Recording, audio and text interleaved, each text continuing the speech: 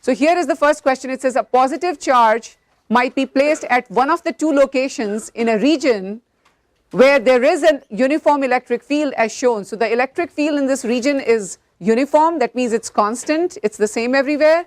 How do the electric forces on the charges at position 1 and position 2 compare?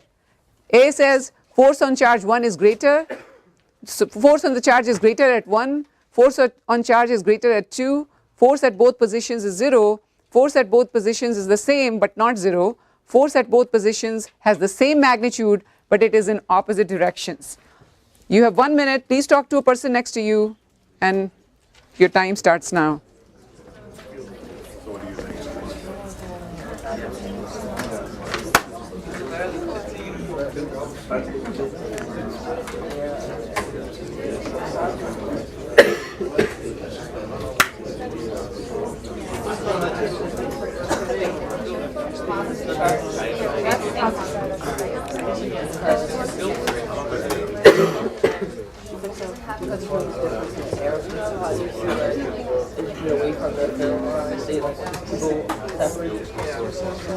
They're not separating all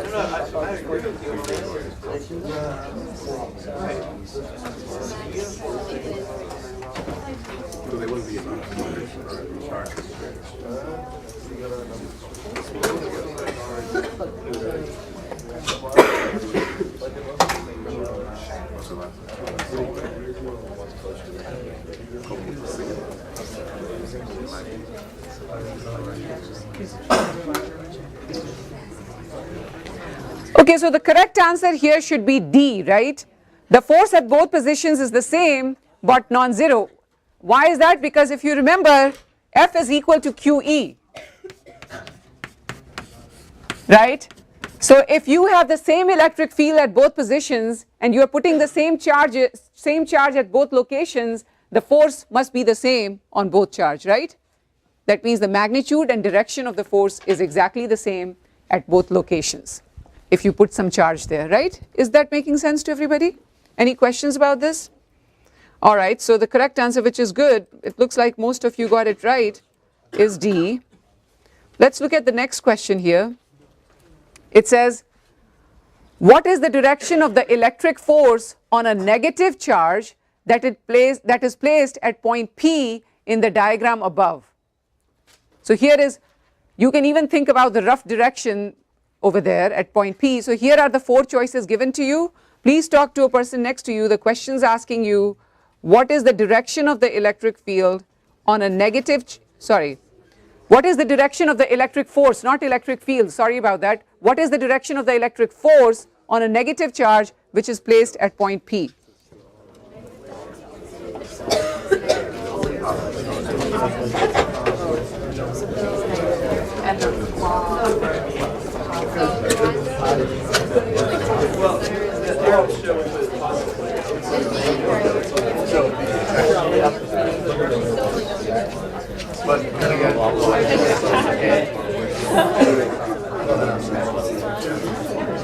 the charge times electric field. And then charge negative positive. So now it's not working for me.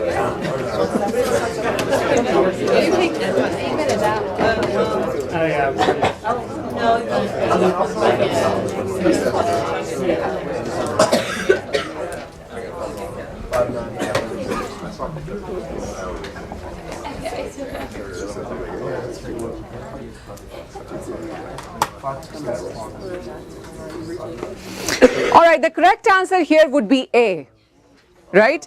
And why is A the correct answer? Because first of all, I mean, there are 3 steps involved in this procedure. The first thing is you have to figure out what is the rough direction of the electric field at that point.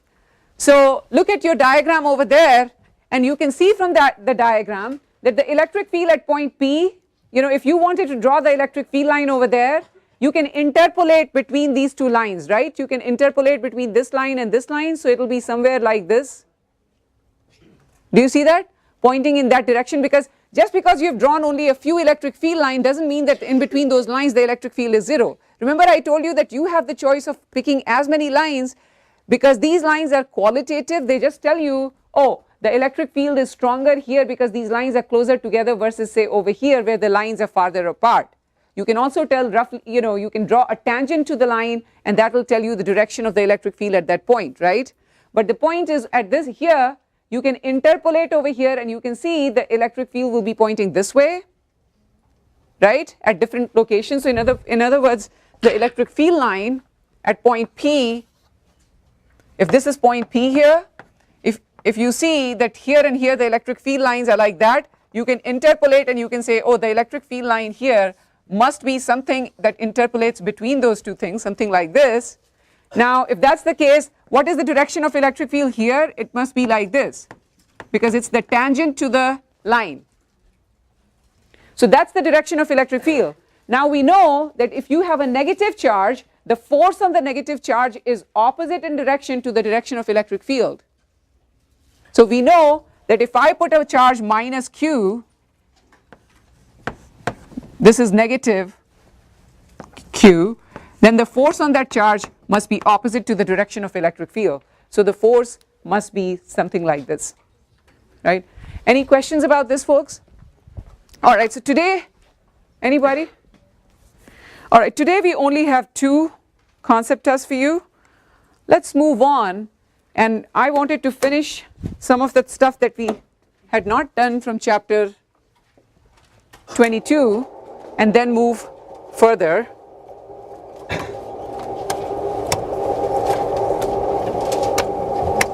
Okay. So the first thing that we are going to talk about will be torque on an electric dipole. So let me repeat for you what we had already done, just so that we actually are on the same page about what we were talking about last time. So what did we say about the force? Anybody remembers what is the force on an electric dipole in a uniform external electric field? Go ahead, please. Yeah, it is 0 because if you think about the force on the positive charge and negative charge that forms a dipole, for example a water molecule, those forces will be opposite in direction. So we are really focusing here on torque, not the force, on an electric dipole.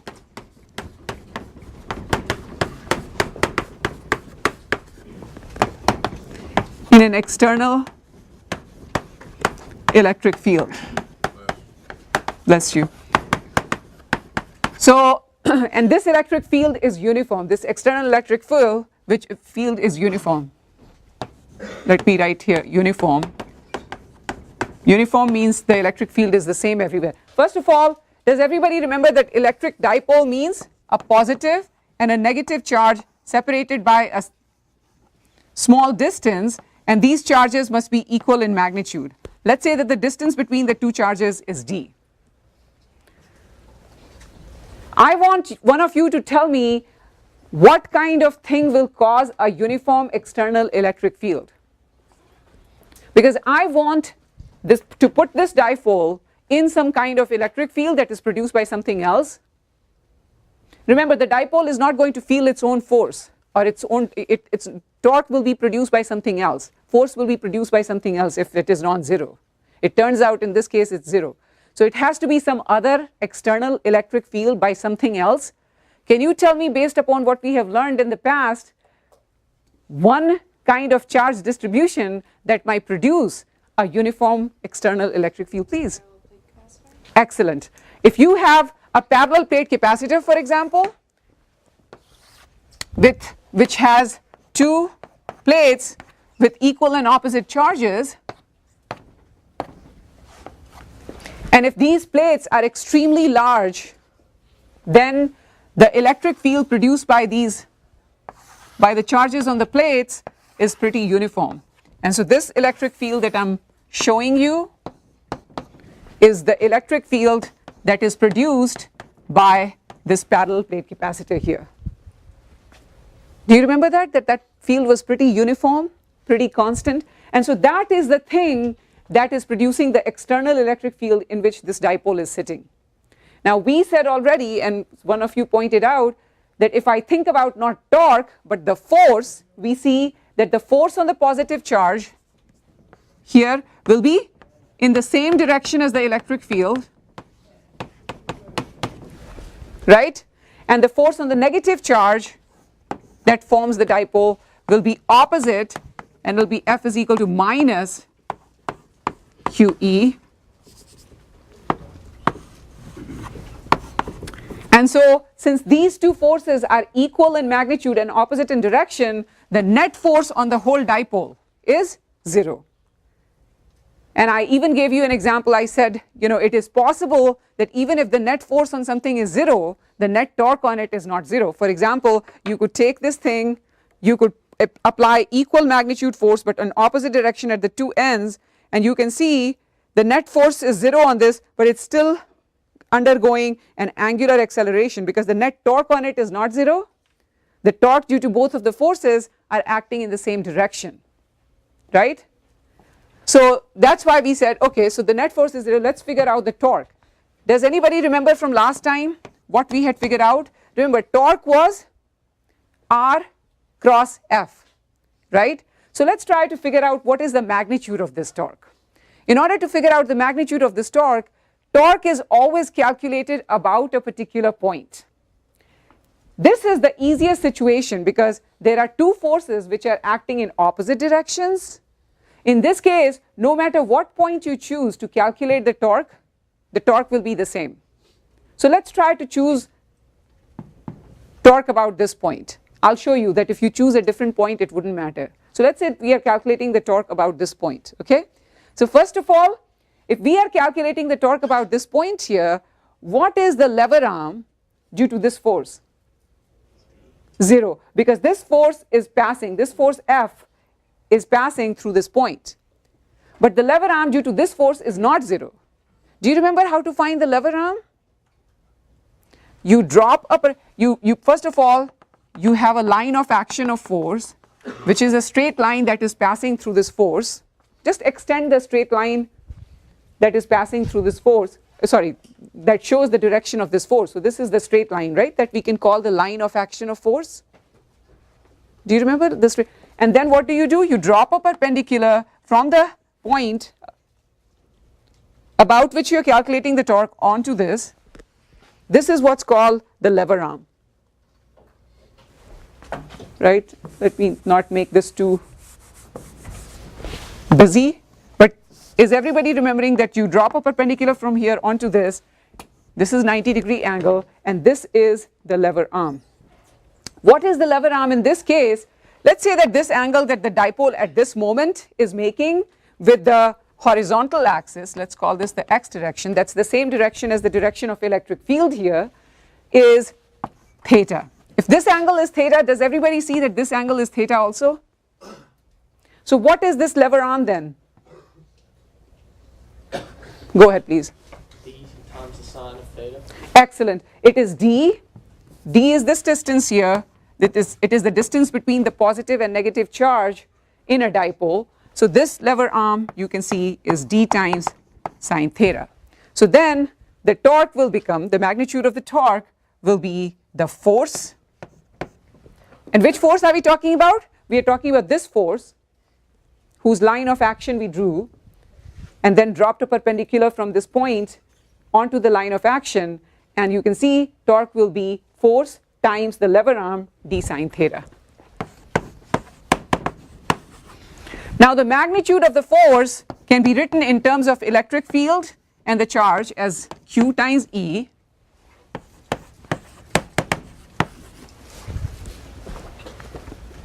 Right? Now do you remember that we had defined a physical quantity called electric dipole moment,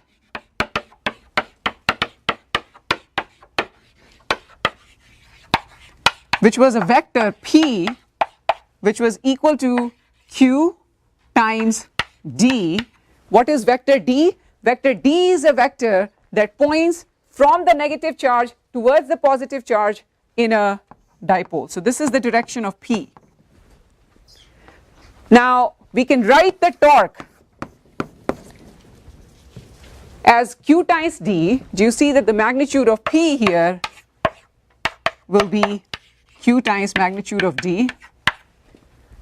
And so Q and D can be combined as a P, magnitude of P times E, times sine theta. Looking at that, can you tell me what is the torque here in terms of a cross product? What would be the vector form of torque? Can I write the vector form of torque as tau is equal to P cross E? Remember, cross product of two vectors has a magnitude P magnitude E magnitude times sine of the angle between the two, and notice that that theta is indeed the angle between P, this is the direction of P, and this is the direction of the electric field. Electric field everywhere is pointing this way, so the direction between P and E is indeed theta. Now notice one thing. So basically, do you know how to find cross product? Because that will be something we will use a lot when we get to magnetism. Right now we are talking about electricity, in particular electrostatics. When we get to magnetism, everything will be cross products. Do you remember how to find cross products? Yeah, it's basically the right hand rule, right?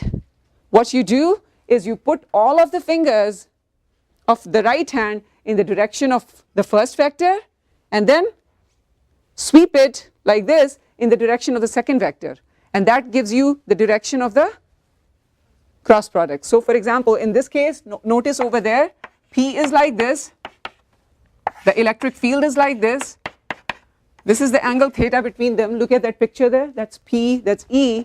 What I do is I take my right hand, put all of the fingers of my right hand in the direction of P so that all of these things are pointing in the direction of P, sweep it in the direction of E, and look, my thumb is going in, right?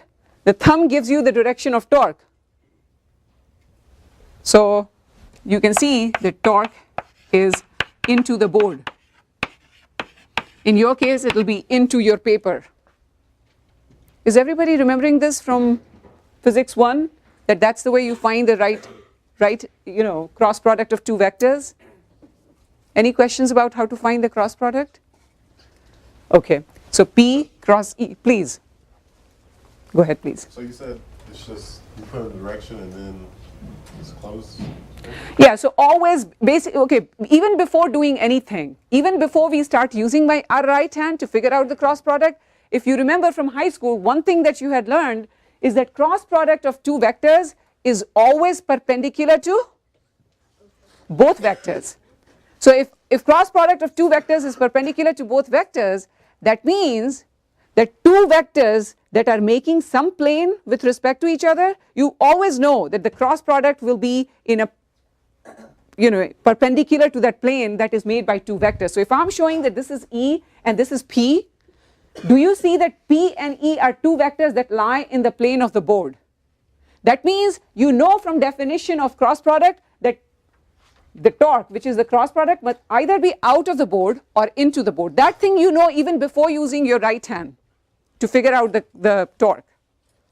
You know already that if I tell you that the vector P is pointing like this and vector E is pointing like this in the plane of this table, then you already know without doing any work that the cross product must be either up or down by definition. Now the question is it up or is it down? That's what you find by using your right hand. So what you find by using your right hand is it in or out? Which way is it perpendicular to the plane? But all the time, if I tell you this is the direction of P and E, you can always think of a plane in which these two vectors lie, and you know automatically the cross product must be, torque must be either that way or this way. Now in order to figure out which of these it is, put your fingers in the direction of that like this, so that all of your fingers are pointing in the direction of the first vector, and then you sweep it in the direction of the second vector. You see my thumb is going in? So then I know that the torque is into the board as opposed to out of the board, because we had narrowed it down to two possibilities, into the board or out of the board, just by knowing that P and E are both vectors in the plane of the board, and cross product must be perpendicular to both. That means it can only be out or in. Is that making sense? Okay, now here is the thing. So in this case you can see that the torque is actually into the board. But you know, do you remember from physics 1 that we had often said that we don't really care so much about the vector nature of torque? It's more convenient for us to talk about what? Whether the torque is clockwise or counterclockwise, that kind of a thing. So in this case, what would you call this torque due to these two forces? Would you call it clockwise or counterclockwise? Do you see that if I calculate the torque about this point, both of these forces are trying to rotate this in the clockwise direction, right? So that was a more convenient way for us to talk about torque if the torque was about a fixed point, right? So the thing is, so another way to say this is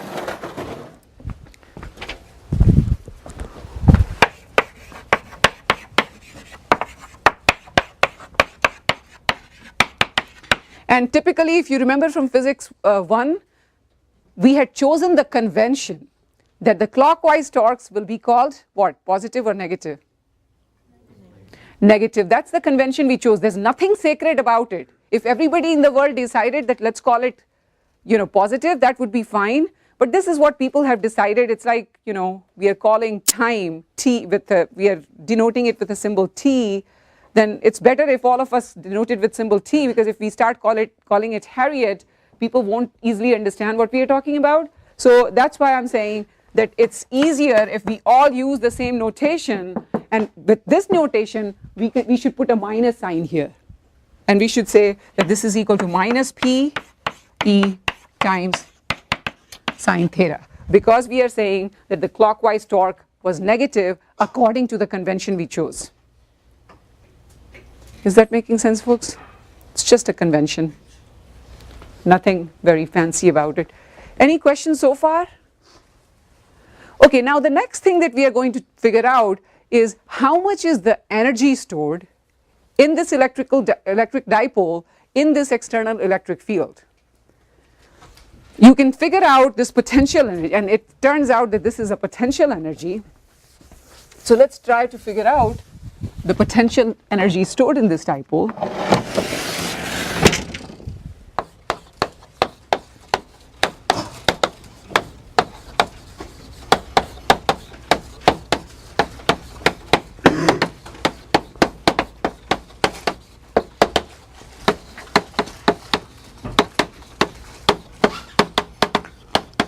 Okay, and it is easiest to choose the convention that the potential energy is 0 when the dipole is perpendicular to the field, because do you remember from physics 1 again that potential energy is undefined by a constant value? So for example, in physics 1, what kind of potential energy did you talk about a lot? Gravitational potential energy. And remember, if your friend chose the 0 gravitational potential energy to be this surface and said, oh, I'm going to choose the height from here, so initial height of something might be mgh1, final height might be mgh2, and you said, no, I'm going to do it from ground, so my initial height is mgh1 from there and mgh2 from there, will both of you get the same answer? Yeah, you will get the same answer for all of the physical things that you will calculate. Why? Because in no problem ever any physical problem never involves the potential energy's absolute value. It always involves what? Differences in potential energy, always. Any physical problem in the world will always involve difference in the potential energy between, say, this height and this height. Or here, you know, difference in the potential energy when the angle changes from this angle to that angle, okay? And so the thing is, if potential energy only depends upon differences, do you see that it didn't matter in physics 1 that somebody chose this height as the reference, because then they were still talking about the same difference, whether they chose the reference there or the ground. Here also it wouldn't matter, but it turns out again the convention here is to choose the potential energy to be 0.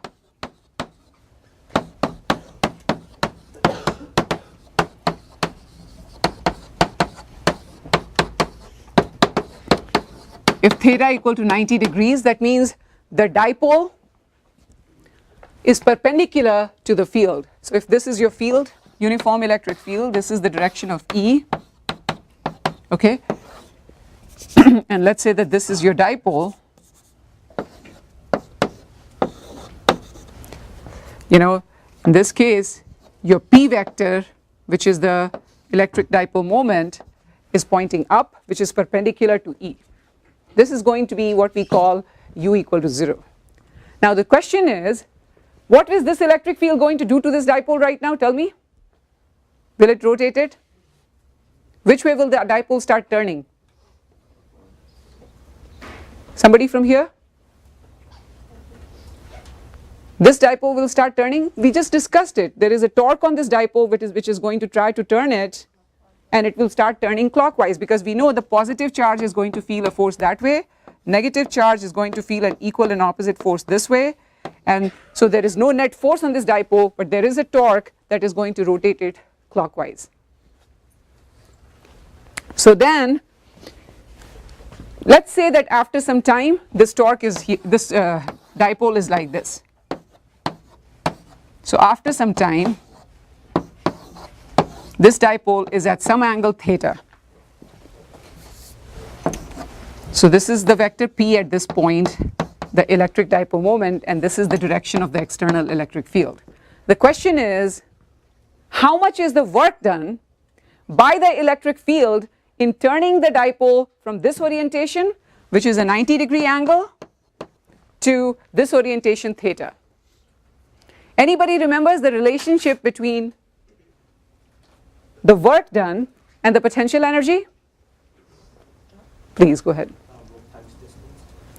Okay, it's true that you know, force times distance is, you know, F dot D is the work done by a constant force, but I'm just wondering if you remember the relation between the potential energy and the work done. How much is the change in potential energy in terms of work done? This is the delta U is the change in potential energy.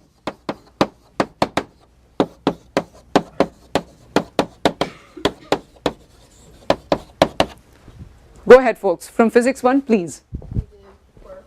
Excellent. Change in potential energy is negative of the work done. This is what you learned in physics 1.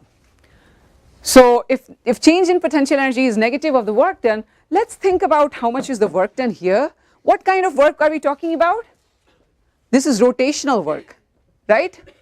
And in the linear work what you said is absolutely correct, which is work done is F dot D, right?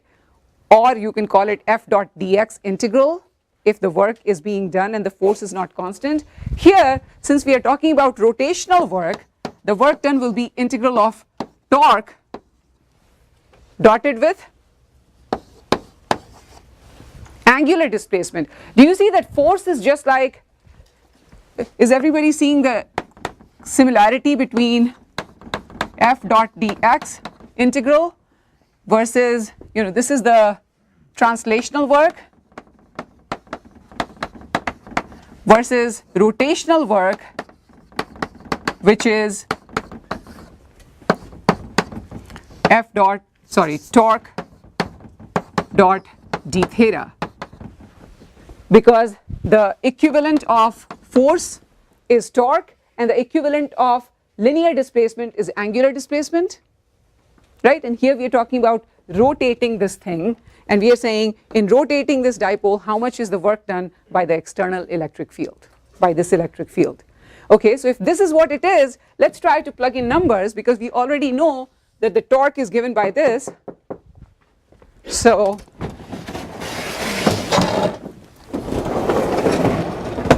we already know that delta U can be written as minus integral torque is, okay, notice torque is minus this for us, so minus and minus will make it a plus, so it will be minus P E times sine theta times d theta, and this minus and this minus make it a plus, so it's integral P E sine theta d theta.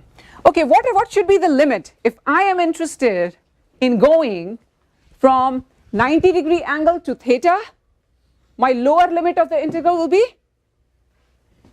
theta is equal to 90, and upper limit will be just theta, because I want to go from this 90-degree angle to some angle theta. P and E are constant, so I can pull them out. If P and E are constants, they get pulled out, and I have integral sine theta d theta. Anybody remembers this from calculus? What's integral sine theta d theta? Very good, it's negative cosine theta. So if that's what it is, this thing will be P E times negative cosine theta, right, evaluated at the two limits, evaluated at theta and 90 degrees. Let's put the values in. Do you know how to put the upper and lower limit of an integral? Okay, so then this will be equal to minus P E. Put the upper limit first. Upper limit is theta, so that's cosine theta. Let's put the upper limit here, minus cosine 90 degrees. Do you remember that you put the upper limit first here and then lower limit and put a negative sign between them? All of this is constant. What is cosine of 90? 0. Cosine of 90 is 0. So this thing is 0. So that means when the dipole was perpendicular to the electric field, its potential energy was 0. That's what we chose as reference. Remember I said you can choose your reference the way you like. And so then we have, this is P E times cosine theta. This is our change in potential energy.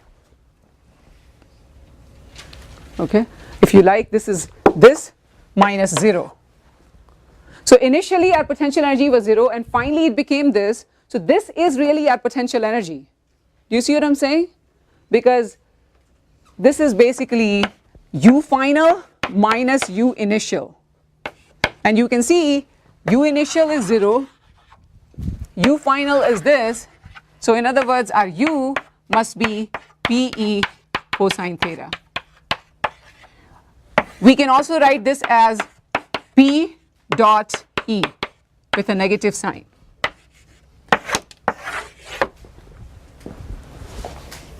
Please. Why did you put the negative back in? Oh, I did not put the negative back in. Negative came from the fact that it came from the fact that integral of sine theta d theta is minus cosine theta. So that came from a different source. It came from doing the integral. So that's not the same. This negative and the negative in the work done, all these negatives have different origin. This negative is because of the fact that change in potential energy is negative of work done. This is what you learned in physics 1. Okay, now the torque itself had a negative sign because of the fact that it was a clockwise torque, and we chose clockwise torques to be negative. So that negative and this negative gave us a positive. That's how we made it a positive here. But then when we integrated this thing, sine theta d theta integral is minus cosine theta. That's what gave you this minus. Please. So that equation you finally came out with is only good when the dipole is perpendicular to the electric field? No. So so this relation. So what I did was I found the change in potential energy when we started the dipole at a 90-degree angle and then rotated it by any angle theta, right? But looking at this expression for the change in potential energy, which was minus PE cosine theta minus minus plus 0, we saw that initial potential energy when the dipole was 90 degree is 0 and the final potential energy is this. So we can get now a general expression for the potential energy of a dipole for any angle theta, assuming that the reference angle for which potential energy is 0 is 90 degree. So this result is always good for any angle theta, so long as you tell people my reference is 90 degree angle has 0 potential energy. When the dipole is at 90 degree to electric field, if it has 0 potential energy, then for any angle theta I can tell you this is the potential energy. This works for all cases. Does that make sense? That's a very good question. Now notice, when will the potential energy be minimum? Look at this expression. Potential energy will be minimum when theta is 0, very good. So U is minimum, you know, for theta equal to 0, because then this is minus P times E times cosine 0, cosine 0 is 1, this is 1, and this is the minimum value that the potential energy can have, minus P times E. What is the maximum value? Wouldn't that be the greatest you could have? Because if the cosine of an angle is less than 1. No, so but the thing is, see, potential energy has a negative sign, right? So if potential energy has a negative sign, the potential energy is lowest or minimum when you have cosine 0, right? And when will it be maximum? Tell me, when is the potential energy of a dipole in an external electric field? Actually, it is when it is 180 degrees. So the thing is, if theta is equal to 180 degrees, let's try to do it here.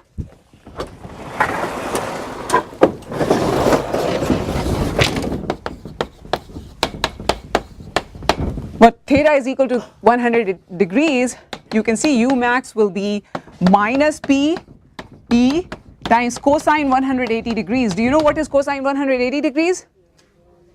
Yeah, it's negative 1, that's right, this is negative 1, and if it's negative 1, negative and negative make it positive, and so this will be U max, which is equal to plus PE. And for 90 degree it's in between, right? It's 0. That's what we chose as reference. Okay, by the way, I promised to you that I'll show to you that the point about which we find the torque doesn't really matter. Let me show you. Suppose you were trying to find we found the torque about this point, right? I'm just trying to show you something that you probably already learned in physics 1. So the thing is, if suppose instead of finding the torque about this point, suppose we chose this point to be the point at the midpoint to find the torque. Now, is the torque about this point due to both of these forces? Yes. Now we have to find the lever arm due to both. But let me quickly show you it doesn't really matter so long as these forces are equal in magnitude and opposite in direction. So torque in this case, let's try to figure out the torque due to this force. Okay, if you find the torque due to that force, this is the line of action of that force. You have to drop a perpendicular from here onto this. What would be this distance, folks? I'm not going to do it in great detail. Tell me what it is. Here, this whole distance is d sine theta. What would be this distance? Yeah, d over 2 sine theta. Do you see that this much distance here is d over 2? So is everybody seeing that the torque then will become F times d over 2 sine theta? This is the torque due to this force. Which way is it? Is it clockwise? Yeah, it's clockwise, so negative sign. What about the torque due to this force now? Is it also clockwise about this point? Yes, if you think about it, about this point that we have chosen to be the point about which we are going to calculate the torque, this force is also producing a clockwise torque, right? So that's a minus sign. Force is F, this force is F. Now we have to think of a line of action of this force, which is this straight line. Let's drop a perpendicular from here onto this. What is this distance? What is this lever arm? Is it again d over 2 sine theta? Yes, it is. So this is again d over 2 times sine theta. And so if I add these two things up, do you see that this is again minus F times d times sine theta? Right? And F is again Q times E. So it's exactly this. You can combine Q with D and you get the same. In fact, choose any other point. Choose here a point that is, you know, 1/4 from here and 3/4 from here. It wouldn't matter. Torque will always turn out to be the same about all of those points, so long as the forces are equal and opposite that are producing the torque. You probably remember this from physics 1. Any other questions here? Anybody, please? Okay, then let's move on now. Please go ahead. So that's supposed to be equal to 0, right? Sorry? Yeah, so I said that this torque then, you know, do you see that you can write this as minus, this F is Q times E times D times sine theta. Now Q times D becomes P, E becomes E, and sine theta is sine theta. So I'm saying that doesn't matter which point you choose to calculate the torque, the torque will always be the same about all points because the forces are equal and opposite. But like, That, how you were saying that the net force in that one particular section is 0, right? no, I'm saying the net force is always 0 for this particular case, because when you're talking about the net force is on the whole dipole. So I'm thinking, think of the dipole as a water molecule, and I'm saying the whole water molecule is not translating, it's not accelerating in a particular direction like this, it's not moving somewhere else, because the net force on it is always 0, because this force and this force are acting in opposite direction on two parts of the water molecule, and it cancels out. Yeah, within it, on the whole thing. But I'm saying that there is a torque that will rotate this water molecule, right? And if you put your water molecule in a microwave is an electromagnetic wave, again, because of this electric field, the water molecules will feel a torque. And so the thing is, so the water molecule will rotate, and I'm saying if you wanted to know how much is the torque for a given angle theta, you can figure it out. If you wanted to know how much is the potential energy stored, you can figure it out also. That's what this is for a given angle theta, right? Any other questions, folks? Great. So now we are going to move on to the next chapter, and next chapter is actually not very different. It's very similar to this one. The only thing is we'll learn a new technique for calculating electric fields and things.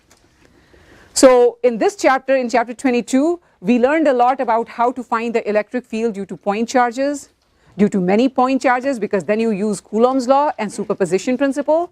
And I also did a few examples for you. For example, how would you find the electric field due to a uniform ring of charge at some point on the axis of the ring, or how would you find the electric field due to disk of charge at some point on the axis? What would have happened? And remember, in all of those cases, what did you do? Tell me what you did in chapter 22 when you had to do those kinds of things. You always, there was a very definite procedure for how you did it. Okay, let me give you a concrete problem. Everybody should be talking to a person next to them and tell me, how would you do it? I'm not saying do it right now.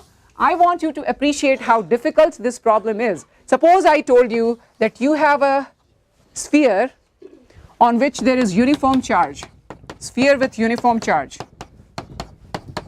So this charge is uniformly distributed on the surface of the sphere, and I'm asking you, tell me what is the electric field due to all these charges at a distance r away.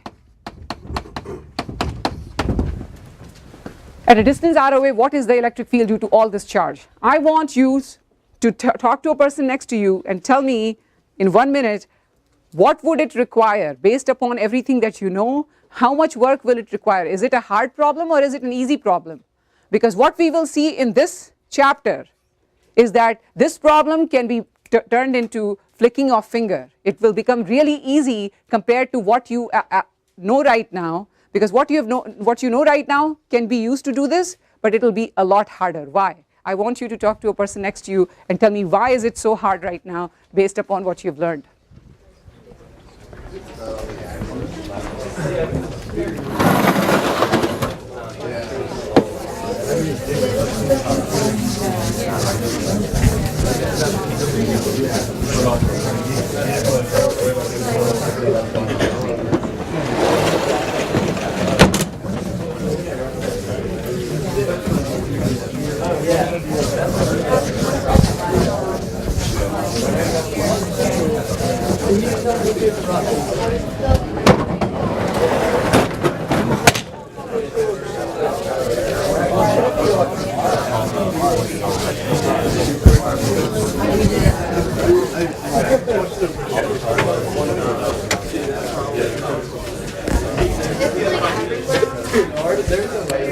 Okay, somebody from the third row, please. Anybody from the third row? Go ahead. Tell me, why is this problem hard? In other words, tell me the steps that are involved in doing the problem the way you know it, because you did learn how to do these kinds of problems. We did a disk of charge, we did a ring of charge, this problem can be done in a very similar way. So the thing is, so anybody from the third row, should I pick now since nobody is volunteering? Or somebody wants to volunteer from the third row? Please go ahead. You have to set up an integral with the Coulomb's law of force for each charge around the ring so that you're like adding up each force, but it has to be the vertical component only. So you set up like an integral with Coulomb's law in the vertical component. Okay, first of what she said is very good answer. The only thing is that it's not necessary that in this case only the vertical components might matter, but otherwise everything that you've said is very, very good. So as she said, what you'll have to do is break up this whole sphere into little charges dq. Think about then using Coulomb's law and say what is the electric field contribution at this point due to this little dq, let's call it dE1. Then what is the electric field contribution due to some little dq here? This could be dE2, etc. And you have to take the contribution of all the charges on this sphere, and notice that these are not just numbers, these are vectors. So as she said, you have to take components of this vector, add up all of the components, and then find the resultant. Isn't that a hard job? Yeah, that's a pretty hard job. Please. Would the resultant vector just always be radially away from the sphere though? It will be. Because of the symmetry of the problem, the resultant vector will always turn out to be radially away. In fact, we are going to make use of that fact. So, but let me come to that point in a second, because that's what is going to motivate how we are going to do the problem now, because we are really going to exploit symmetry and try to turn these hard problems into really simple problems. But they will only be simple if you think about the symmetry involved in the problem. For example, what you said, which is the electric field at any point always going to be in the radial direction? That means straight out from the center of the sphere, and the answer is yes. Okay, but is everybody appreciating that if we use Coulomb's law,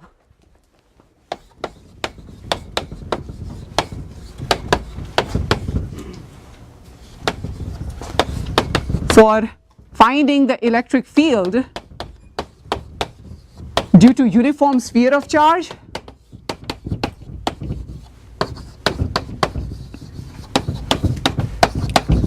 I hope that everybody agrees this is a hard problem, right? Also, what if I asked you what is the electric field at any point inside at some distance r? What's the electric field here? This is a hollow sphere. If I asked you to find the electric field at some point inside, again, you would have to do what? Same procedure, try to find the electric field due to some little dq here, which will be this way, some little dq here, which will be this way, due to some little dq here, which is this way, some little dq here, which will be this way. Find their vector sum. It will be hard to convince yourself that no matter where you are inside the sphere, so long as it's a hollow sphere and all of the charges are uniformly on the surface, the electric field everywhere inside the sphere is going to be 0. So in other words, if you found the vector sum of the electric fields at this point, it will turn out to be 0. If you were asked what is the electric field here due to all of the charges on the sphere, again you can do little dq, little dq, little dq due to all of these and take the vector sum, and hey, in the end you'll find the electric field is 0. But do you see, using Coulomb's law, it's not easy to prove that. Now let's use something called Gauss's law. And Gauss's law, as you pointed out, actually involves using the symmetry of the charges to figure out the electric field for cases which have high level of symmetry. But before we get there, let's go slowly and let's figure out some terms that we are actually going to use a lot. And the first term that we are going to be using a lot here in Gauss's law will be what is called electric flux. So let's get down to the basics before we get there, but I'm telling you the motivation for why we are doing all this. So let's first define something called electric flux.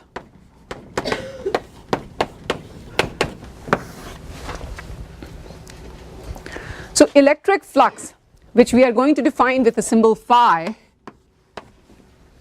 is a scalar quantity, and it is defined as this. It is the integral of electric field dotted with some area. So flux is integral E dot dA. This is an infinitesimal area vector. This is of course the electric field. If the electric field is constant and makes the same angle with the area vector, what is the area vector, by the way? Area vector is always a vector that is perpendicular to the area. So look at this. This is some surface, right? So flux is always over a surface, first of all. This is an area. Now you can think about two directions that are perpendicular to this area. Either it's towards you or it's this way. And those will be the directions of the area vector. So area vector is always perpendicular to the area, and the magnitude of area vector is the magnitude of the total surface area. For an open surface like this, there are two directions for area vector. You can choose it to be like this. Your friend can choose it to be perpendicular like this. Either is perfectly okay. Now for a closed surface like this, and it turns out that later on we will only talk about closed surfaces, although flux can be defined for open or closed surfaces. For a closed surface like this, again, if I asked you, look at this infinitesimal area dA right here, then there are two directions. You can think of dA vector as pointing this way, the area vector is pointing that way, or the infinitesimal area vectors to be pointing inward, because there are two directions again. But our convention always, and in physics you always choose the convention that the area vector that is coming out is the one that we are going to take for a closed surface to be the direction of our area vector. So for example, look here, suppose this is our little dA. dA is an infinitesimal area vector. So its magnitude is the little area dA. Its direction is given by this white arrow. Do you see that? And why is it going out as opposed to in? Because this is the convention we chose. It is true for an open area, as I said, you could have chosen it to be that way, or you could have chosen it to be that way. So this white arrow, which is showing the direction of area vector, could have been this way also. But for closed surface, we are always going to choose it to be outward normal. Okay?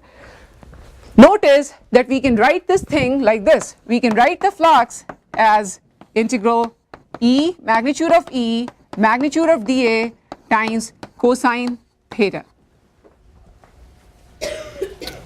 You know, let's say that we are talking about a flat surface,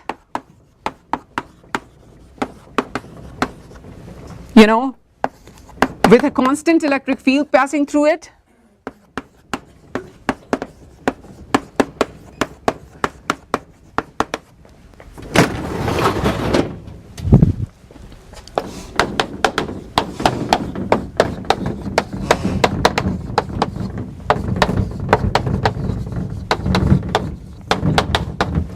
Okay, so if we have a flat surface, you know, let's say this is our flat surface, okay, and let's say that this blue thing is showing you the electric field, and the electric field is the same there, everywhere on this area. So the electric field is pointing towards you, it's uniform, it's constant. First of all, can I pull the electric field outside of that integral?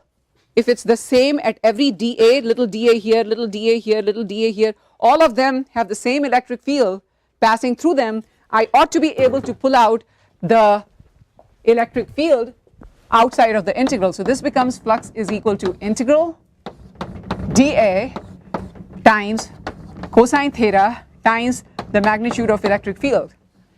But listen, if the angle theta, what is the angle theta here? Tell me, what is the angle theta? I turned E dot dA to E dA cosine theta. What is the angle theta there? Please go ahead. The angle between the electric field and the area vector. Excellent. It has to be, if I said that E dot dA if dot product of two vectors is E dA times cosine theta, theta better be the angle between the electric field and the infinitesimal area vector dA. So in other words, if this is the direction of the area vector, this is the direction of the electric field, theta is this angle, right? But if the theta is the same everywhere for this little area vector, you know, here if you look at a little area vector is that way, electric field is that way, electric field is that way, so the angle is again theta. If it's the same everywhere, can we also pull out cosine theta out of the integral since it's the same? So then what we have is phi is equal to E cosine theta integral dA. Now what is integral dA? You know, integral dA is the same as sum over all the little dAs that make up some area. So for example, if we are thinking about this area here, right, think about infinitesimal teeny tiny areas that make up this little dA here, little dA here, little dA here, little dA here, here. And integral dA will be adding up all those little dAs, and if you add up all of those little dAs, what will you get? Huh? Yeah, you will get the total area of this surface. So integral dA is the total area A of the surface. So flux then becomes E A cosine theta. So now we are thinking about the magnitude of the electric field, magnitude of the area vector times cosine of the angle between the two. This will be the electric flux through a flat surface with a constant electric field passing through it. Now what is the physical meaning of this? You know, I wrote down something mathematical for you.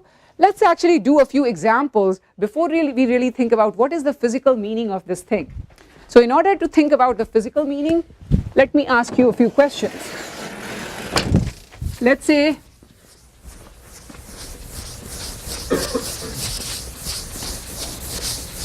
that we have some flat area, right? Suppose we have some flat area like this, okay? So the area vector for this, let's say we chose it to be like this. So this is our little dA, and let's say the electric field everywhere due to this little dA, it's like this, but then area vector is like that for all the area because this is a flat surface. And let's say that this is the direction of the electric field.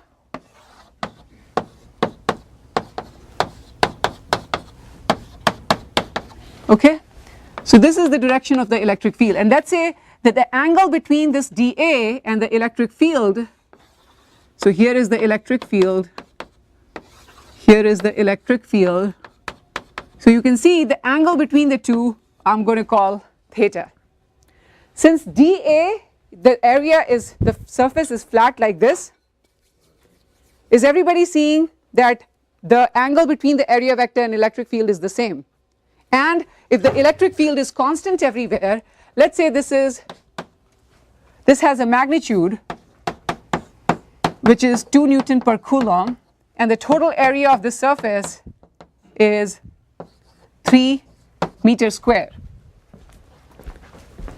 The question is, what would be the flux in that case?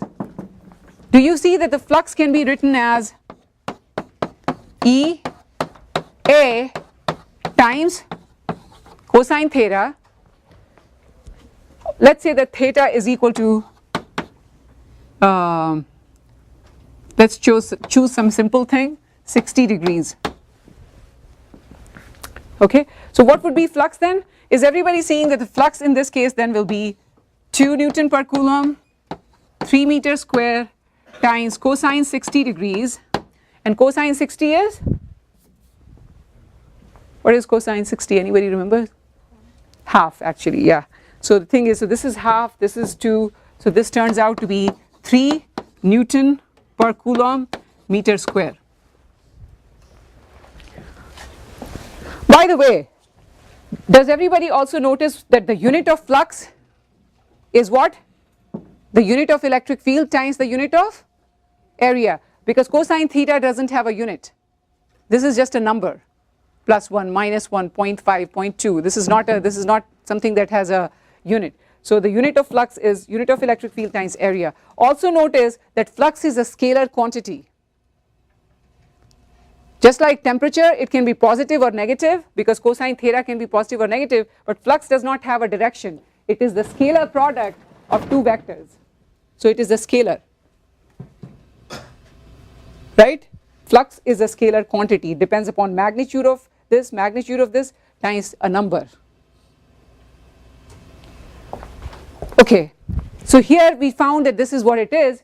Now if suppose I change the problem and I told you that the angle between the electric field and the area is 90 degrees, what would you say? What would be the answer here?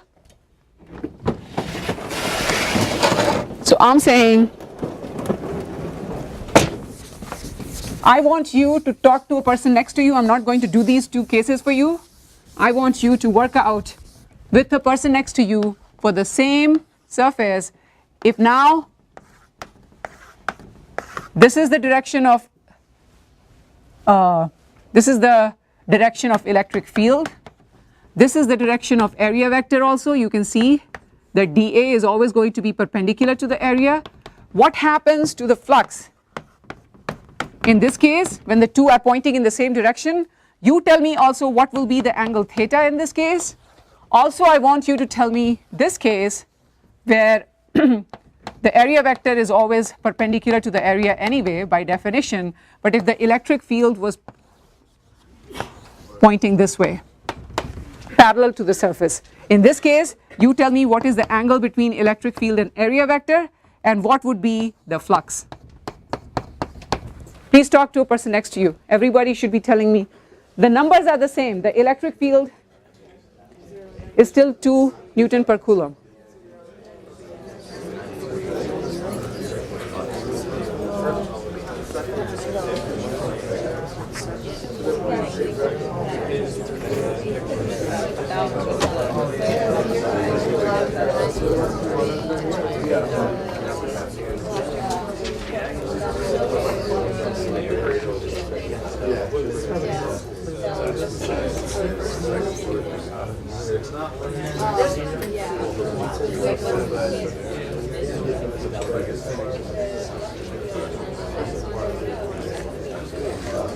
Alright, somebody from the last row.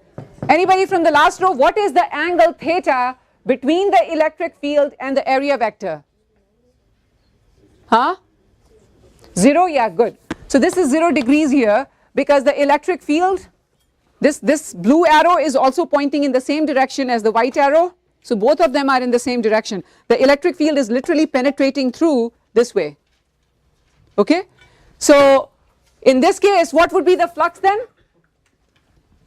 Will it be E times A times cosine? What? 0 degrees? So this will be, you know what is cosine 0? Yeah, this is 1. Cosine 0 is 1. So this will be just E times A, and that turns out to be 2 Newton per Coulomb times 3 meters square, which is equal to 6 Newton per Coulomb meter square. Somebody from the front row, what about the angle here? Huh? Yeah, so the thing is, this blue arrow this time is pointing like this. You know, it's pointing this way. So if the blue arrow is pointing like this and the area vector is this way, the angle between the two is 90. Do you see what I'm saying? The electric field is just grazing the surface, so the angle between the area vector and electric field is 90 degrees. So this time theta is 90 degrees. Does that make sense? So if this is the surface here, the field is like this, and the area vector obviously is perpendicular to the area. So you can see the angle between the two is 90 degrees. So in this case the flux will be EA times cosine 90, and cosine 90 is 0, and so the flux then turns out to be 0. So how is it that I have this area in the same exact electric field? So the area is the same, the electric field is the same, when I change the angle that the area is making with the electric field, I change the flux. Do you see 3 cases? We have discussed 3 cases. Same exact electric field, same exact area, just that the angle between the area vector and the electric field changes, the flux changes. Can you tell me what might be a conceptual way to describe what flux means? Suppose you were explaining it to your mom or dad, what is the meaning of flux through some area? Flux is obviously through an area. How would you explain to them in words? Looking at these 3 things here, you ought to be able to explain to them what flux means. You know, you can see that the flux here is the largest, smaller in this case, and 0 here. Why is that? Somebody from 3rd row here. Anybody from the 3rd row, please?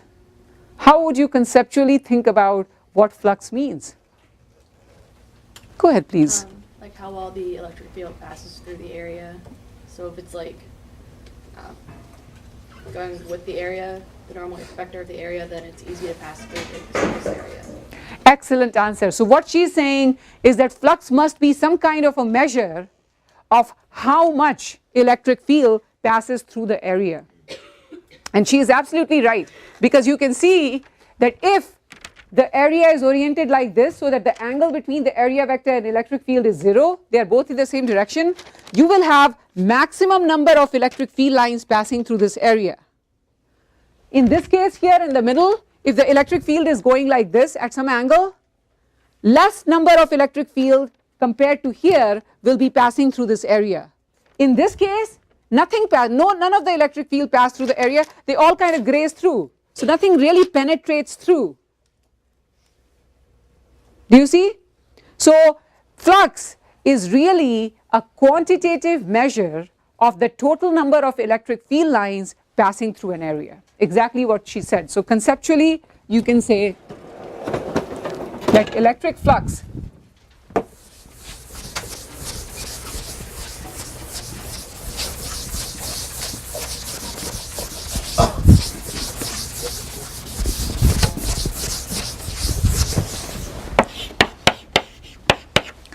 is a measure, electric flux is a measure, is a quantitative measure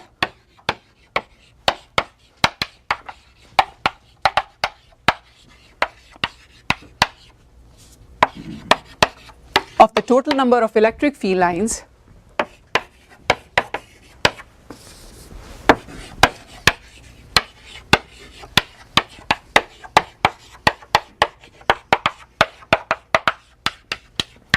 passing through an area.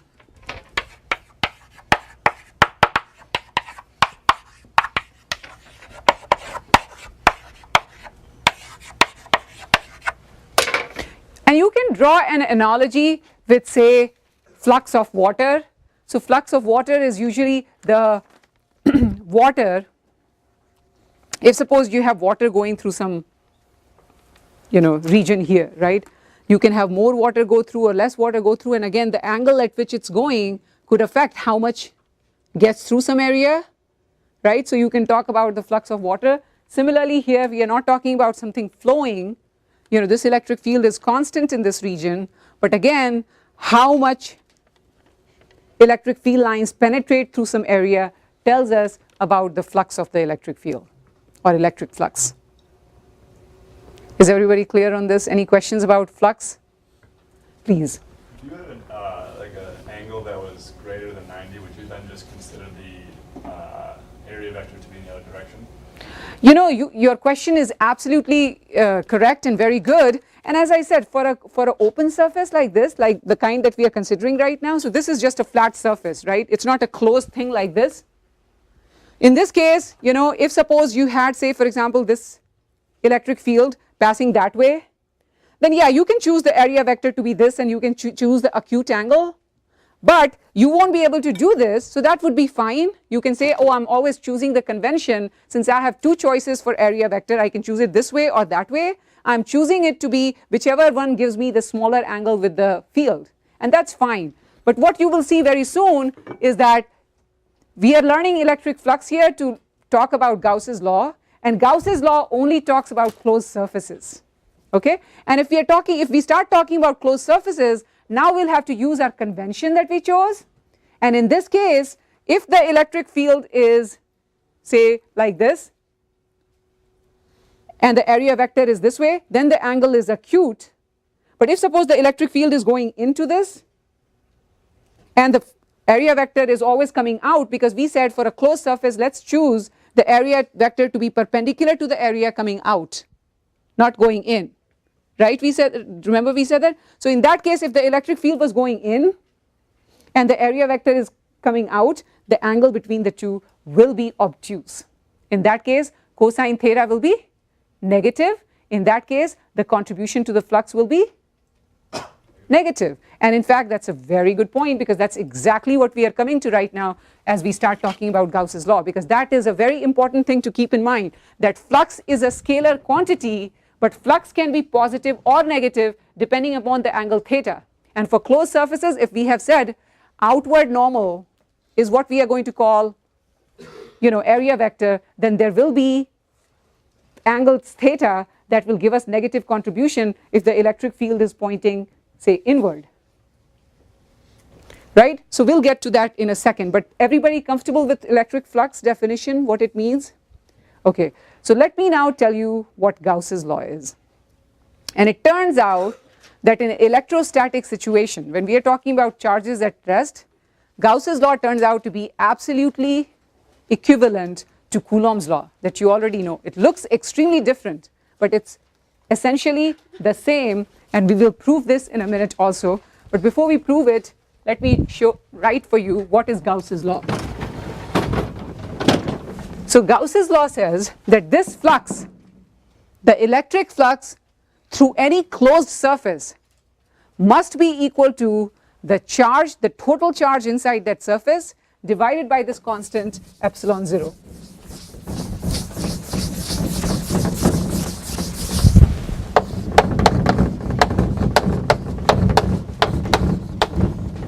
So Gauss's law only applies to closed surfaces.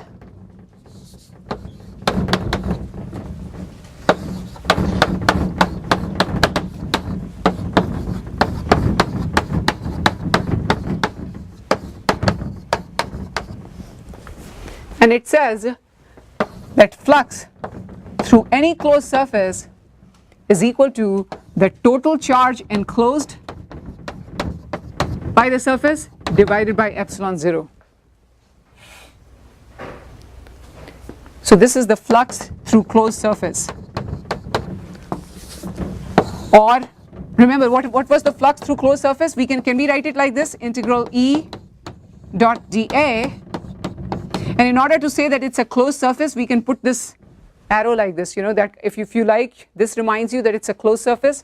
So this should be equal to Q enclosed divided by epsilon 0. Both of these are totally identical statements. This is what's called Gauss's law. Okay.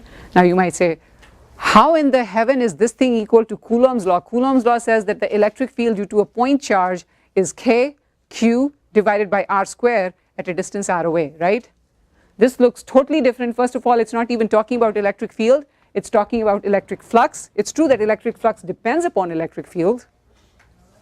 Flux is integral E dot dA. Is everybody understanding this notation? This notation just means closed surface. Gauss's law is only applicable to closed surfaces like this. For example, it will be applicable to a sphere. It will be applicable to a cylinder. It could be applicable to any crazy looking surface, but it should be closed like this. But it won't be applicable to this kind of a thing, which is an open surface. It doesn't have an inside and an outside. We cannot use Gauss's law for this. We can define flux through it. There's nothing wrong in defining flux through that, but we cannot say flux inside should be, flux through the closed surface is Q enclosed over epsilon 0, because how can you say what is enclosed? Is this thing something for which you can talk about charge enclosed? No, this is not a closed surface. So Gauss's law only applies to closed. Now, before we move on to Gauss's law, let me ask you a few questions just so that you get clear on some things. Suppose there was a charge plus Q here, okay, and I had a closed surface like this, I have another closed surface like this, I want you to tell me how does the flux through both of these surfaces compare. Remember, what is the meaning of flux? Flux means how many electric field lines, what is the total number of electric field lines that are passing through these areas.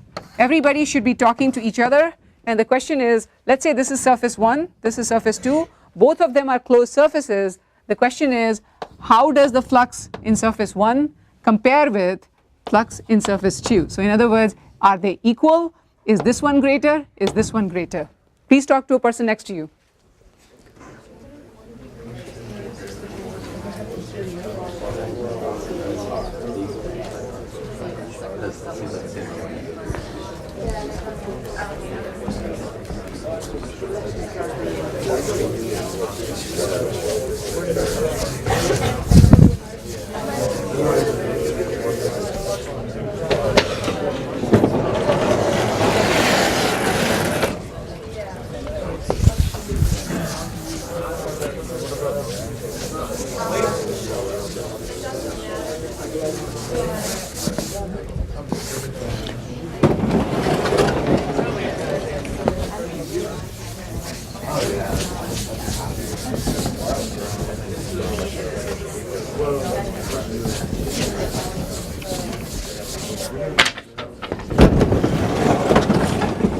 Okay, fifth row please, somebody from the fifth row, can you tell me how does the electric flux through surface A, closed surface A, compare to the electric flux through closed surface B, according to Gauss's law? Go ahead please. Sorry? 1 is more, okay, that will be one thought. Any other thoughts? Go ahead. They are equal. The correct answer is they are equal, and that's what Gauss's law is saying. The Gauss's law is saying that flux inside any closed surface is the amount of charge enclosed. Enclosed means whatever is the charge inside divided by epsilon 0. Do you see, if I look at this surface, the total charge enclosed is plus q. If I look at this surface, the total charge enclosed is same thing, plus q, isn't it? So the flux through both surfaces is exactly the same. And remember, from the definition of flux in terms of the total number of electric field lines passing through the surface, it makes sense also, because you know every electric field line that is passing through this surface here, you know, think of a little dA here. If you think of a little dA here, there is some electric field line E passing through that. There's some electric field line over here dA that is passing through this little dA. But then the same electric field line must pass through the outside one also. Isn't that true? If you have the same charge enclosed, if you are thinking of some dA here on surface 1 or some dA on surface 2, the same electric field line must penetrate both of them. There's no escaping. If the charge is enclosed, then yes, it has to pass through both of them. So the point is that the total flux is the same through both surfaces. Now you might say, but you know, this is sounding extremely tricky, because let me look at the definition of flux in terms of electric field, right? And you're saying it's E dot dA over the closed surface. It's true that the electric field produced over here is more due to this charge compared to over here, but hey, the area is more here. Do you see the area is more here compared to the area of this surface 1? And the point is, even without calculating how is E dot dA working out in the two cases, the great thing is Gauss's law says, look, the electric flux, which is integral E dot dA over the closed surface here, must be same in both of these cases because the charge enclosed is the same. Is that making sense? That's the virtue of Gauss's law. If you were using Coulomb's law to find integral E dot dA, it would take you a whole, 1 hour or more to figure out that the electric flux, this E dot dA or flux, which is the flux, is the same for both of these surfaces. But Gauss's law says it must be the same because charge enclosed is the same. Okay, now what about the case where I put another charge, say minus 2q outside? What would be the electric flux through these two surfaces right now? Has it changed? It hasn't changed. So the flux in this case is still, plus q divided by epsilon 0. Why? This minus 2q charge is outside each of these surfaces. Outside charges do not produce any flux. Why don't they?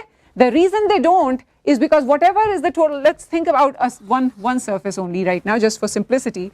If you have some charge minus 2q here, think about it. This charge is going to have its electric field lines, going inward like this.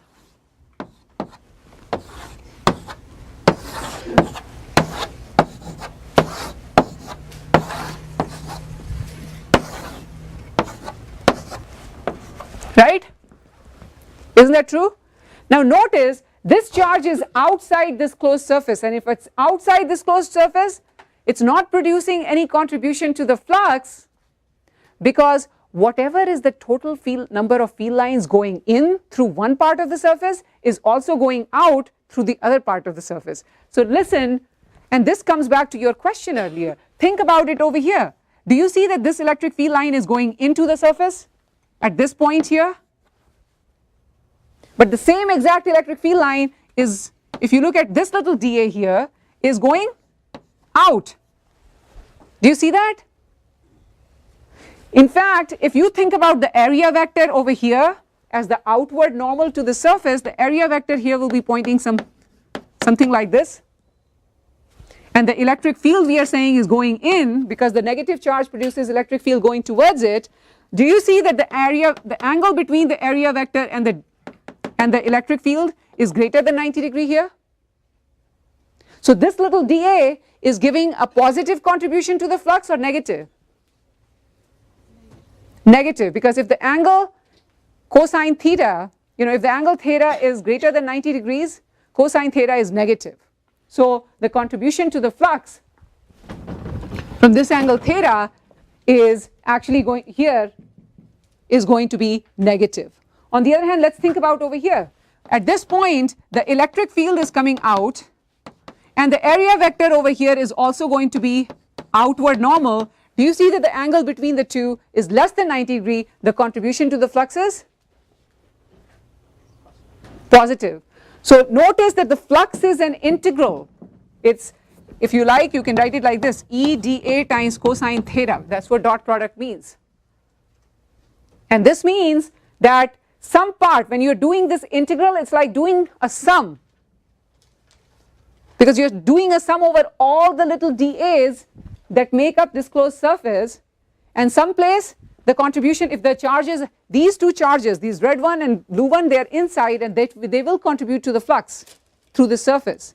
On the other hand, any charge over here, whatever number of field lines due to this charge will go in here through this surface will go out through the other surface. There's no net contribution to the flux, because net flux is really, the flux is the net contribution to the electric field lines. And in this case, charges outside will have electric field lines going in and out. Every single one of them will go in and out. Through one part of the surface it's going in, the other part it's coming out, it's not making any contribution. So only charges inside the surface make a contribution to what is called electric flux. Is that making sense, folks? Any questions about this? This will be an important point to understand. Okay, so the other thing is, what is the meaning of Q net? So suppose let me ask you another question here. So suppose I have this closed surface here. Here I have charge plus Q, here I have minus 3Q, and here I have plus 2Q. What is the total flux through this closed surface? Huh? Tell me? 0, very good. The net contribution to the total flux in this case is 0, because Q enclosed here, in this case Q enclosed will be plus Q plus 2Q minus 3Q, which is equal to 0. And if that's the Q enclosed, then we know that the flux is integral E dot dA, which should be equal to Q enclosed over epsilon 0, and we know that this flux is 0 here. Why? because this Q enclosed is 0. So is everybody understanding that the total flux is 0? Okay, good. Because again, if I put a charge here minus 5Q, will it affect the total flux through this surface? It won't, because this charge is outside. Is everybody clear on this? Any questions about this? Okay, if that's the case, let me first prove to you that Coulomb's law and Gauss's law are equivalent before we move on to using Gauss's law to find electric field due to symmetric charge distributions. So let me first prove to you that in electrostatic situation,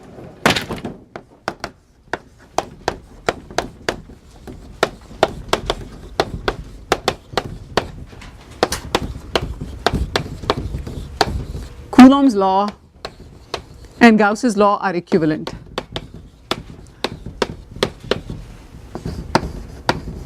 Because as I said, one major use of Gauss's law is going to be finding electric field due to symmetric charge distributions like here. If we had to do this using Coulomb's law, it was too hard. Gauss's law will make it really easy. But before we do that, I want to prove to you that the two are really the same for electrostatics. In order to prove that, let's start from Gauss's law. So let's start from here. Let's say that we have a point charge. So this is my point charge plus Q, and I want to know what is the electric field at a distance r away. From Coulomb's law, do you remember what the answer is? Go ahead, please. KQ over R squared. Very good. You know that it's KQ over R squared, right? That's the magnitude, and the direction is radially outward. Now, if we wanted to use Gauss's law to do this problem, and we wanted to show that it's the same as Coulomb's law, we are free to choose our closed surface to be any shape that we feel like. And what we are going to do is we are going to exploit symmetry, and we are going to choose these closed surfaces to be surfaces that have some symmetry. Okay? So the thing is, we are free, and oftentimes, you know what these closed surfaces are called? Because Gauss was the scientist who came up with this law. To honor him, these closed surfaces on which these closed surfaces we can call Gaussian surfaces. So Gaussian surfaces are nothing but closed surfaces, and they don't have to be real surfaces. To do a problem, you can imagine a surface. So long as you're imagining a closed surface, that's fine. So here, for example, if we are asked, what is the electric field at this point here, at a distance r away, we can imagine choosing a sphere that is passing through that point, a closed surface. Remember, sphere is a closed surface, with this charge at the center. Now, why is it? So this is my closed Gaussian surface.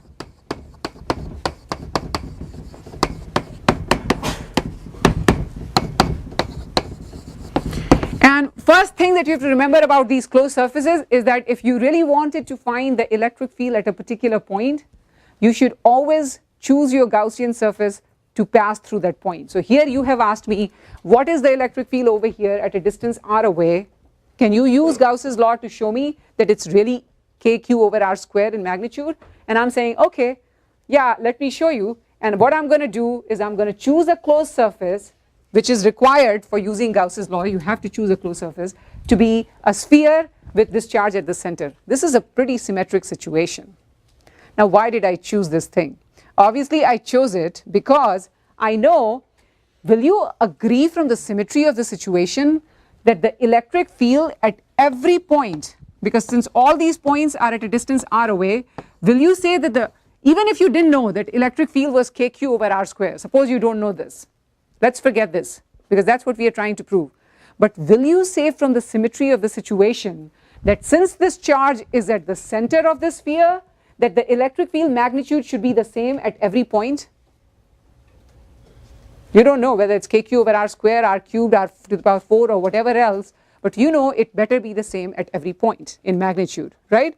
The other thing that you can be sure about from the symmetry of the situation here is that the electric field can only be radial. You know, in electric field, I cannot say that the electric field at this point here is at an angle of 30 degrees to this. Will you then complain and say, why is it 30, the electric field due to this charge at this point is 30 degrees like this? You will say, why not 30 degrees this way? What makes it that way as opposed to this way? Would you say that? Because here is a charge at the center and I'm claiming electric field is pointing like this. You would say, no, this makes no sense, this is garbage. The only possibility is that the electric field is actually along the straight line, along the radial line. Do you see that? Because any other angle would not make sense, because as soon as somebody says it's like this, then you can give an argument, why isn't the electric field due to this charge at this point this way? And so that immediately refutes all of those arguments, and so the electric field we know must definitely be along the radial direction. Is everybody agreeing? Okay, so we have forgotten completely about Coulomb's law. These are the only two facts we are going to make use of and immediately pull out of our hat Coulomb's law from there. So let's make use of Gauss's law. This is Gauss's law, right? So if this is the case and we are saying that the electric field is the same in magnitude everywhere, can I pull this electric field out? Also, if we are saying that the electric field is radial everywhere, because electric field cannot be pointing at 30 degrees this way or that way, it doesn't make any sense due to this point charge, will you agree that the electric field at this point is the same, is in the same direction as the area vector dA at that point? Electric field at this point is in the same direction as the area vector dA at this point. Electric field at this point is in the same direction as the area vector at that point. Would you? And if you agree with those, then can you see that the cosine theta is cosine 0, which is 1, isn't it? So what this thing becomes then, let me write it here. So what Gauss's law becomes is I can pull the E out, cosine theta becomes cosine 0 degrees, and I have integral dA over this closed surface is equal to Q enclosed over epsilon 0. What is Q enclosed here? Is it just Q? Yeah, it's just total Q divided by epsilon 0. Is everybody with me? Okay, what is the integral over this closed Gaussian sphere that we chose of dA? Yeah, it's adding up the area of the little dAs to get the total area of the sphere, right? And the total area of the sphere, does anybody remember, of radius r? Yeah, it's 4 pi r square, exactly. So this is the total area of the sphere A, which is 4 pi r square. Okay, so what we have is E, cosine 0 is 1, this is the total area A, which is equal to Q divided by epsilon 0, and the A is the area of the sphere, which turns out to be 4 pi r square, and that's equal to Q over epsilon 0. And so the electric field magnitude then is Q divided by 4 pi r square times epsilon 0. Do you remember this is what we used to call K, right? So the thing is, so E is equal to K Q over r square, and it's radial in direction. So here K is equal to 1 over 4 pi epsilon 0. Isn't this Coulomb's law? Yeah, this is Coulomb's law, so we have proved.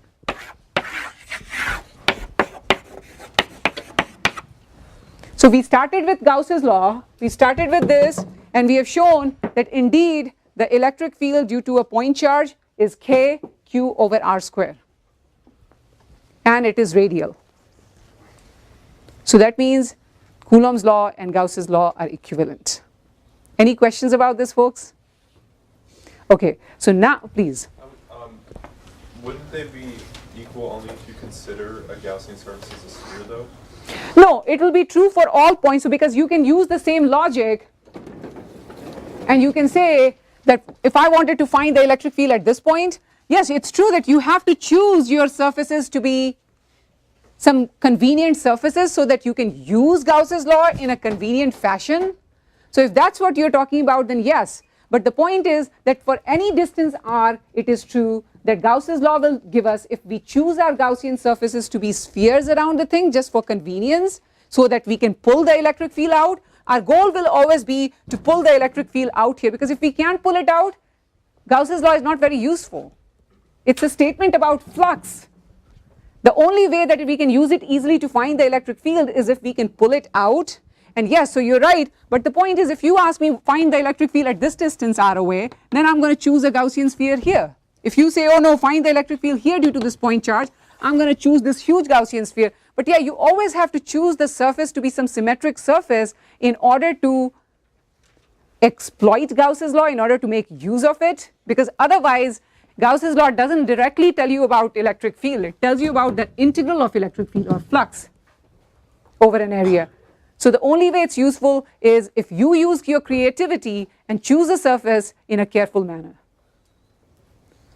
So good point. Now let's talk about this case. So we said already Coulomb's law was too hard because we had to do all this stuff here. It's a vector addition, too hard to us to do. Can we use Gauss's law for this case to find the electric field?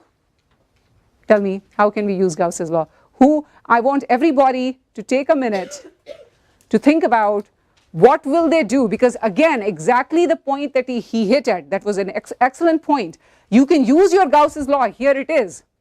Flux is equal to Q enclosed over epsilon 0, but if I want to find the electric field due to a uniform sphere of charge, what kind of surface should I choose as my closed surface? Because that's going to be the place where our creativity is going to come in. Talk to a person next to you. So I want to find the electric field here at this point. Using Gauss's law, due to this sphere of charge, what kind of closed Gaussian surface should I choose? Please talk to a person next to you.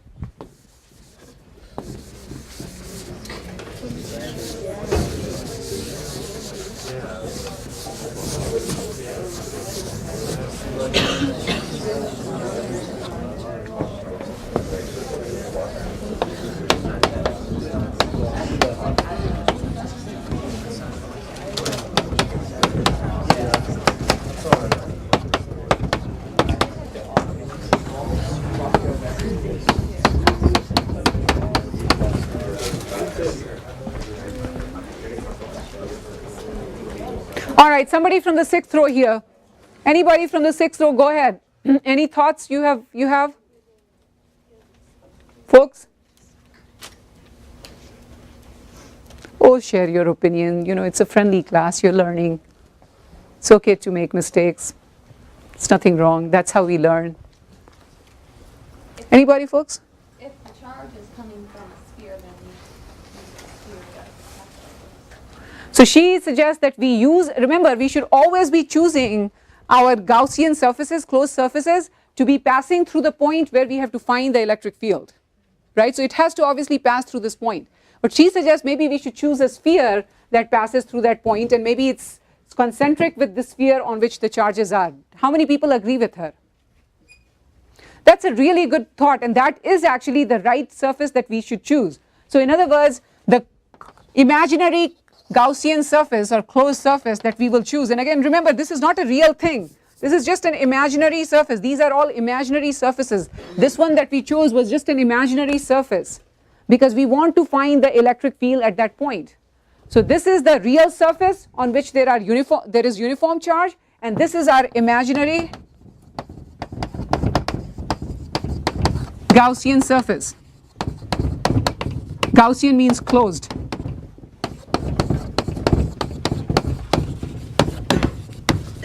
Notice it's passing through the point where we want to find the electric field. Now again, before using Gauss's law, you have to realize that there are few things we need to be sure about. We ought to be able to pull the electric field out of this integral, right? That means the electric field magnitude better be the same at every point on the Gaussian surface. Is it the same at every point here? Will you be able to bet $100 with your friend that the electric field magnitude at every point on this concentric Gaussian sphere, this imaginary surface, is the same due to this uniform charge here? You will, right? You will say yes. In fact, you know, I'm 100% confident. Why? Because from the symmetry of the situation, look, this charge is uniformly distributed here, and this point is exactly on the same footing as this point or this point or this point, right? Because they're all points on a concentric sphere.